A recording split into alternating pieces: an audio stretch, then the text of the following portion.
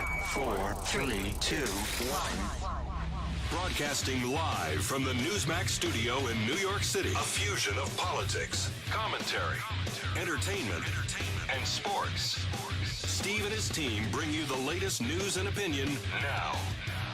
Here is Steve Malzberg. All right, folks, welcome aboard. Before we get to the topic of Israel with our guest, Mount Sinai patient who was tested here in New York City for Ebola, still in seclusion, still isolated as we await the results of the test. And now we have word that a woman in Ohio is also undergoing tests for Ebola. We also had a report yesterday that seems to have disappeared, that Sanjay Gupta of CNN reportedly said there were 6 people being tested here in New York City alone for Ebola. And then reports surfaced that there was a hush-hush put on that. So I don't know what the magnitude is. I do know that the United Arab Emirates have suspended flights into and out of Guinea over the Ebola threat. And one has to ask the question, what is the United States of America doing? What is the U.S. doing? We are threatened on our southern border with all kinds of illnesses, including Ebola, according to the reports that I've seen. And, of course, we have planes coming in and out of northern Africa, places where people are visiting and people could be sick. We don't know. They're coming into the country. I'm not trying to start a panic. I just want to see our government be proactive. And, you know, we're bringing people, Americans in who have Ebola. We brought 2 in, and we're told there's no danger.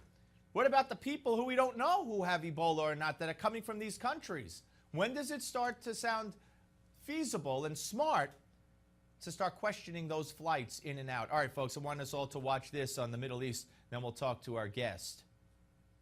I think, though, the challenge here is that because if you look at the Iron Dome in isolation, then yes, Ross, I agree with you 100%, because the Iron Dome is exclusively a defensive mechanism. But what the Iron Dome does is it also takes away all of Hamas's military leverage, which is very different than, say, 10 years ago or 15 years ago in other wars like Lebanon, et cetera. As a result, it allows, it not only serves a defensive purpose, but de facto it serves an offensive purpose. It allows Israel to essentially assault and siege Gaza without any retribution or response on the other side. So again, to some extent, they are not just funding defense, they are funding an offensive war and ultimately an occupation. That, for me, is the problem. Yeah, it's a problem to Mark Lamont Hill, who also wants the U.S. to sanction Israel. Every day he tops himself on the scale of either ignorance or downright worse than ignorance. Let's put it that way. Joining us now is Gidi Grinstein, and he's president and founder of the Reut Institute and advocate for Israeli security. Great to see you, sir. Good to be here. Thank you for coming back. All right, first let's start with this ceasefire. And you know what really struck me was all of a sudden Israel's finished. All of a sudden they destroyed all the tunnels, or now they say most of the tunnels. A week ago, that wasn't good enough. A week ago, it was hard to destroy them because of the way they were built. They were going to send robots in.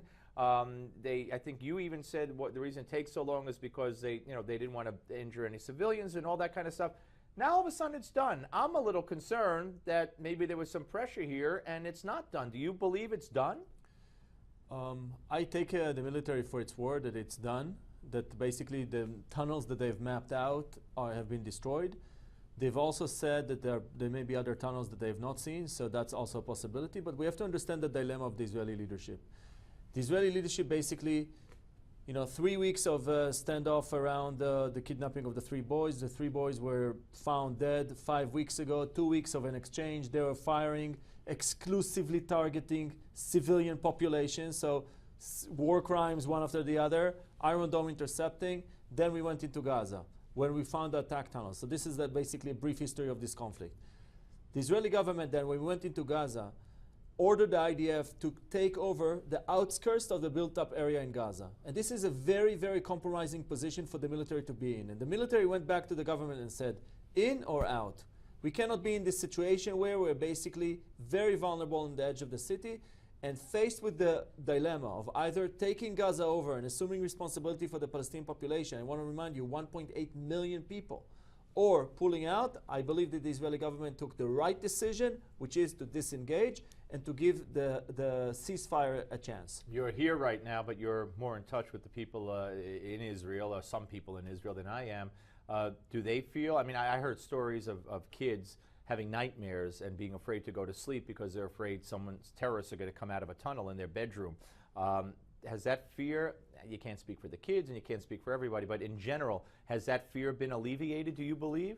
I read a poll today that 80% of the population in Israel do not believe that this is the end of violence around Gaza, which means people expect that there will be another round. But we have to understand the limitation of our power.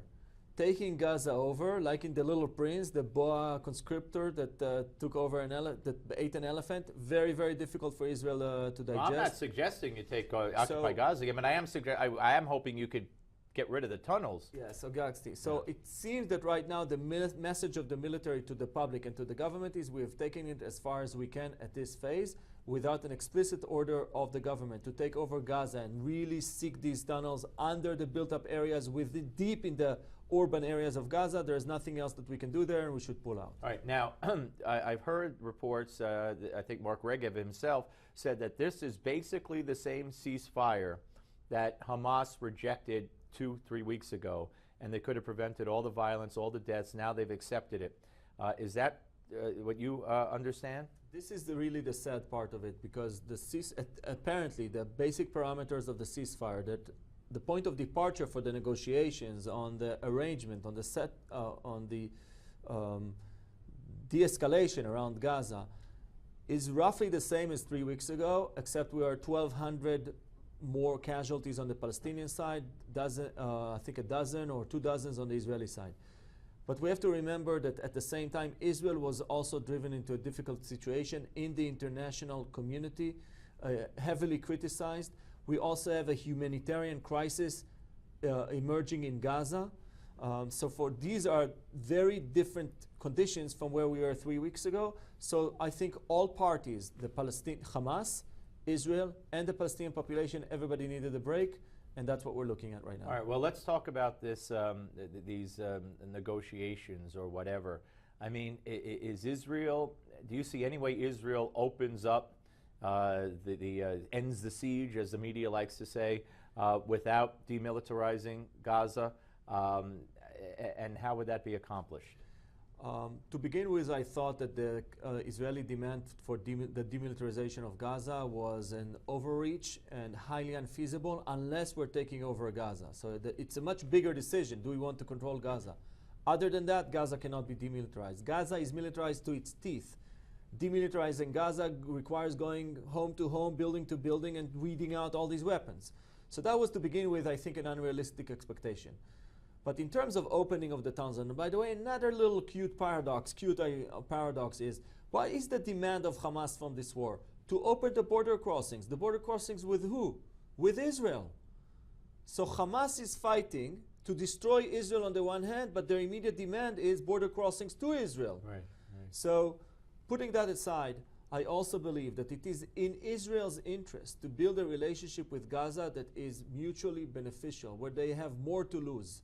And therefore, I belong to Israelis that believe that we should open the border crossings, we should allow movement of goods and services. But what kind of goods? More cement, more rockets? No cement, no rockets. But how would you safeguard against that? Because that's why it had to be closed in the first place. So there are a range of products. There are hundreds of products that can move in and out, including agricultural products, healthcare, which all basically is moving on right now. Which Israel delivered and wasn't allowed in. During the conflict. Yes. So to this extent, I think that there may be a mutual interest. We have to remember one thing if we try to look deeper into the future. There is a fence between Israel and Gaza. On one side of the fence, people are making $30,000 a year on average per capita income. On the other side of the fence, people are making $1,300 per capita. It's the same ecosystem, it's the same area. The only difference is the regime. And therefore, deeper into the future, what we have been doing in Israel economically, in terms of development, agriculture, is the future of Gaza and the people of Gaza. So hopefully we can build some sort of coexistence, because Hamas is bruised from this conflict as well. Massive casualties, massive destruction, highly intangible achievements.